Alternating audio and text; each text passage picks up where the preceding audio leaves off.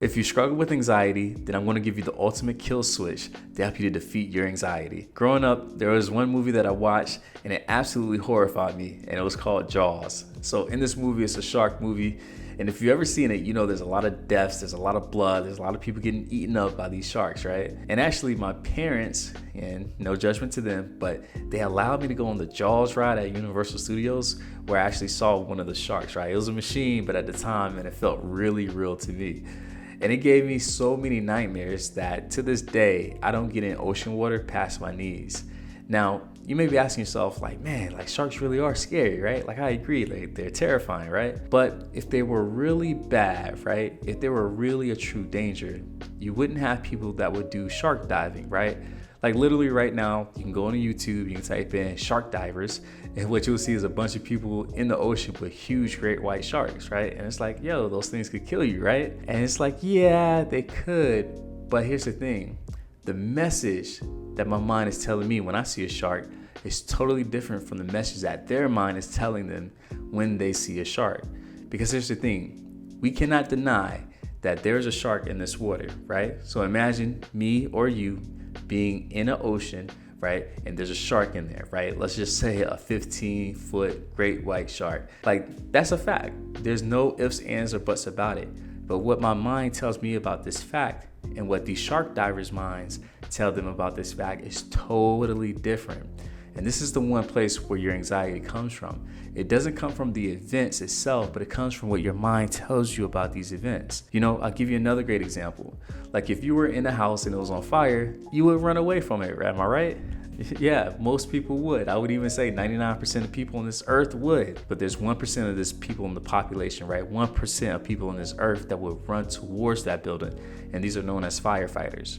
So therefore, we know that fire isn't necessarily bad. I mean, at the end of the day, this is what, cavemen have used to actually help them to eat and survive, right? To this day, you guys use fire, right? It may come in a different form, but you still use fire to help live, to sustain life on this earth, right? So it's not that it's bad, but it's what your mind is telling you about the situation. And that's the key, right? That's what we want to realize when it comes to anxiety. Now, here's the thing. There are 3 options that you have when your mind is telling you these things when it comes to this event. So let's take it to entrepreneurs, right? There may be a chance, an opportunity for you to get on stage and speak in front of hundreds of people, right? Or maybe there's an opportunity for you to put together a Facebook ads to a landing page, to a funnel, and get more customers, get more clients. But you may have this fear of spending money that you may not get back. There's so many things that you may be thinking that may give you fear. But here's the thing, it's not that the thing that you're looking at is fearful, right? There's tons of people that have done Facebook ads to a funnel and made a lot of money, right? Russell Brunson is a great guy to think of when it comes to that. Like, he's the king of it. But for some people, their mind is telling them such horrific things that they get so caught up in it that they can't overcome it. And they start to see this very simple thing. And again, let's take shark divers. Like, a lot of them love doing it. So it's like you take this thing that could cause fear and you allow it to run your life, when in actuality, it can actually be something that you greatly, greatly enjoy. So what I'm gonna do, I'm gonna tell you guys 3 options you have when your mind is telling you all these negative things and you have this anxiety creeping into your heart. But before I do, guys, make sure you hit the subscribe button so you can join a community of entrepreneurs and professionals that are working to build their confidence by focusing on their mental health. That's what this podcast is all about. I'm a therapist, and this is something that I absolutely enjoy doing. So to be a part of the club, go ahead and hit that subscribe button below. And with that being said, let's get into point number 1. So option number 1 you have when it comes to your anxiety, right? When it comes to all the things that your mind is telling you, is that you can believe it if you want to, right? That's your first option. Here's the thing, guys. In a day, believe it or not, there's some studies that have shown that you can have up to 80,000 thoughts in one day, right? That's absolutely insane. But something even more crazier is the National Science Foundation has stated that 80% of your thoughts tend to be negative. And out of those negative thoughts, guess what? 95% of your thoughts tend to be repetitive. So what it means is that some of your negative thoughts are just being replayed over and over and over again. It's like a bad movie scene that just keeps getting replayed. And what's happening right now is that you're believing these negative thoughts. And because you believe them, your actions will look a certain way. Because I believe that sharks are dangerous and they will kill me, guess what? I'm not going to get in the ocean past my knees, right? But there's other people who don't believe that, right? Even though their mind may tell them that, even though people like me may tell them that, they do not believe it, and therefore they're able to get into these shark-infested waters. Right now, for you, it may not be shark-infested waters that's giving you anxiety, but it may be social speaking, right? Speaking in public with other people, right?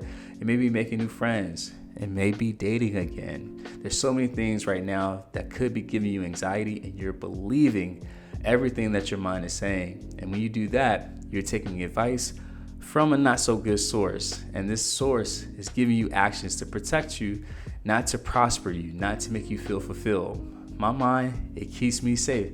To this day, right? 31 years, my mind has kept me safe from all shark attacks. And it works, right? But what happens when that day comes where getting in the water would actually be very fun for me? Or let's say getting in the water would give me the chance to save someone's life, right? Let's say if I knew how to swim and I was the only person on the beach and I saw someone drowning, right? Would I let that person drown? Or could I go out there and save a life?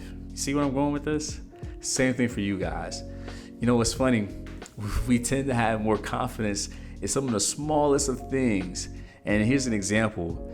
When you go out in your car and you start driving on the street, right? There's this little yellow line that's in the middle of the road. And all the cars know that you're supposed to stay in your lane, right? But here's the thing. There's a small chance, right? It's a chance, even though it's small, that a car may veer off past that yellow line. That yellow line doesn't have spikes. It's not a physical structure to stop you like a wall. We're all judging our life. We're all having confidence in the fact that the other person on the other side of this road is going to obey this law. And here's the thing. That yellow line is not even a foot wide. But yet we're willing to risk our lives each and every day because our mind tells us that this car is going to stay on their side of the lane. You see where I'm going with this? Like, does it make sense what I'm trying to say? Like, based on what you decide to believe, it's not what your mind tells you, but it's what you decide to believe what your mind tells you that really determines the actions and the feelings that you have. Once you decide to believe these unhelpful things, you start to have very uncomfortable feelings, and these uncomfortable feelings, they can lead to very unfulfilling actions.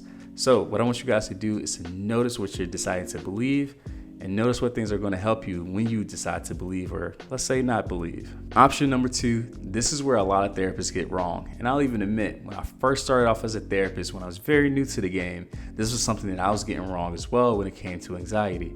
So for a lot of therapists, they give you this second option, which is to simply fight it. You know, fighting your negative thoughts, fighting your anxiety, it may not look the way that you may think it may look. What this may look like is you using positive affirmations every time a negative thought comes up, every time your mind tells you that there's something that you can't do. What you tend to do is stop. You tell yourself how beautiful you are, how intelligent you are, how well worthy you are, right? And you're sitting here straining, trying to pop out these positive beliefs and take away these negative thoughts, if you will. And it kind of looks like a little kid that's straining on the toilet, right? Just pushing and pushing and pushing, and nothing's happening. The reason why is because your mind has a database of all the negative things, all the failures, and all the rejections that have happened in your life. And sometimes, guys, it's going to be very hard, if not impossible, to eradicate all those negative thoughts at that moment. Here's the thing, man. The belief that I have about sharks being dangerous, fires being dangerous, like all this other stuff, and I can go more into detail, no matter what technique I may use, those thoughts are going to be there. And if I'm a victim of needing happiness, if I'm a victim of needing confidence before I can take an action, guess what's going to happen? I'm going to stay stuck. I'm not going to take any actions.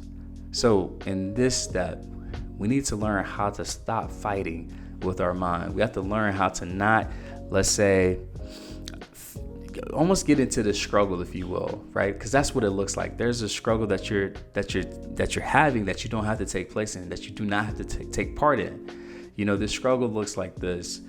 Here you are on one side of the cliff with this rope, and on the other side of the cliff, there's your mind with this rope, right? Telling you all this negative stuff. And beneath you guys is this big hole, right? This big black hole, kind of like the one on the movie 300, right? Where he kicks the guy into that big black hole. And what you guys are doing right now is that you're trying to conquer or defeat the other person, right? Your mind is trying to force you to not take a step forward. And you're trying to force your mind to think more positively. And what it results into is this tug of war, right? Now, here's something that you may not realize. All this energy that you're putting into pulling this rope, trying to pull this guy, pull your mind into thinking more positive, all this effort you're putting into this doesn't have to be used. What you can actually do is decide to let go of the rope. And when you let go of the rope, you can actually spend more time doing things that you find more fulfilling. And here's the thing, your mind's gonna be on the other side of the cliff saying, don't do it. This is a bad idea. You don't know what you're doing. Like, your mind's gonna tell you all that stuff. And again, you have the option, as I stated in step number 1, to believe it. Or you can fight it, which you were doing just a while ago. Or, and this leads me into the third and final option, or you can let go of trying to control your mind. You know, the mind is going to say what it wants.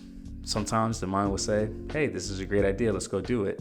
Sometimes your mind's going to say, this is a bad idea, we should run away.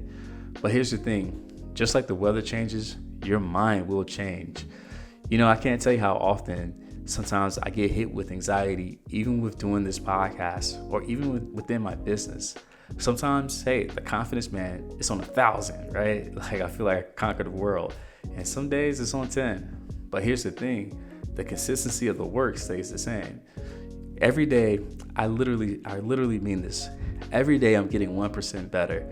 Sometimes I'm just doing an email. Sometimes I may just do one podcast. But nonetheless, it's more action that I would have taken if I let my mind get in the way. If I would have believed that today wasn't a good day to write an email, or today's not a good day to shoot a podcast, if I believed that stuff, it wouldn't have happened, right?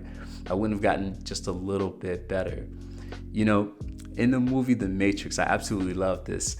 There's a scene where Neo, who is the guy that's the main character, he's approached by Morpheus and his crew. And they basically hijack him, kidnap him, and bring him into this little room. And they ask him a question, right? So Morpheus, he asks him a question. He says, hey, you could take this blue pill and you can forget everything that has happened to you today, right? So basically you can stay in your old world doing all the old things you've been doing and get the same old results you've been getting. Or you can take this red pill. If you take this red pill, I'll be able to show you what reality truly is. I'll be able to show you something different, something new, something that you've never seen before. But the choice is yours. And Neo, he sits and he looks, and I even think he puts his hand over the blue pill for a second, right? The pill that's gonna give him back the same old stuff he's been getting. And then at the last minute, he picks up the red pill, right? Right now, what's been happening is you've been picking up the blue pill. You've been doing the same thing over and over and over again, right? Waiting until you feel confident, waiting until things feel right, or even just waiting. And that's not getting you any closer to your goals, is it? But if you were to trust me and say, you know what? I'm gonna do this thing scared. I'm gonna approach people without the confidence at first, right? I'm gonna build this business without knowing how to build a business at the beginning. If you told yourself you're gonna let go of needing to have your mind perfect before you go take a step forward, you would see that you would take more steps forward than the people who claim that they're confident, right? People that, and I can't say everybody, but there are people out there that, you know, may claim that they're confident, but they're only confident when they're making money, when their goals are being hit, when they weigh a certain weight, when they look a certain way, right? Their clothes and all that other stuff. But that's materialistic stuff. That's outer stuff. True confidence comes from within. And when I say within, it's not about getting your mind to believe everything. It's more so connected to your sense of self. Because at the end of the day, the things that you think will never outweigh who you are. So we want to put more weight into who we are versus what it is that we think. And this third option is a great way. So stop trying to convince your mind that, hey, you need to be perfect. You need to have nothing but positivity in your mind. When you let go of that, you see that you can take more actions more quickly than the people who need the positivity that maybe you were looking for at one point in time. So real quick, I'm gonna summarize the 3 options you have whenever your mind is telling you these negative things that's causing your anxiety. So option number 1 is you can decide to believe it. And guys, here's the thing. You have up to 80,000 thoughts in a day, and most of them will be negative. So you can believe them, or you can go to step number 3, as I mentioned later. So that's option number 1. Option number 2 is you could fight it. This is the biggest mistake a lot of therapists have been making, and unfortunately still making. And if you're seeing a therapist right now and you're not making any progress, there's a good chance it's because you're trying to make your mind perfect. And when you find that your mind is perfect, you feel as though, okay, now I can leave therapy. Well, guess what? Your mind will never be perfect, meaning it will never be free of negative thoughts. If that is your goal, you will always be in therapy. So stop trying to fight it. Stop trying to use positive affirmations to conquer your anxiety. That's one of the worst things you can do. One of the best things you can do is option number 3, as I mentioned, which is let go of trying to control your mind. When you do that, you become this free flowing, non-objective, right? I mean, what I mean is objective. I'm sorry. Like you can become this objective, free flowing, like almost like energy, if you will, just being able to flow through life, not being held back by anything, to be honest. And that's where we want to get to. And that's going to be the ultimate kill switch when it comes to your anxiety, by simply letting go of needing to control your mind and more so focusing on the acceptance of whatever it says. So this is Coach Wells. I'm a licensed therapist, and thank you for checking out this episode.